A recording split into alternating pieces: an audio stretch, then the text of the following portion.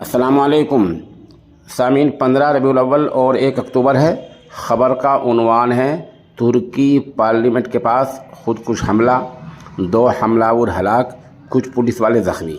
ख़बर थोड़ी तफसील से सुनिए। यह हमला तुर्की की राजधानी अनकारा में हुआ है और वहाँ के जो उमूर दाखिला के वज़ीर हैं उन्होंने बताया कि हमले के बारे में जानकारी देते हुए तुर्की के अंदरूनी मामलात के वज़ीर ने कहा कि आज इतवार के दिन अनकारा में तुर्की पार्लियामेंट के पास हमला हुआ है और ये खुदकुश हमला हुआ है। इसमें 2 पुलिस अफसर मामूली ज़ख्मी हुए हैं।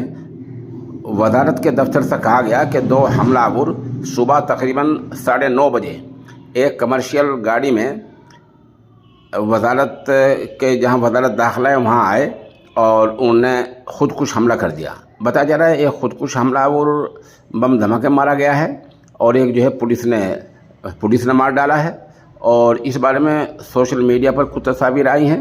बहरहाल दोनों हमलावर मारे गए हैं और कुछ पुलिस वाले ज़ख्मी हुए हैं।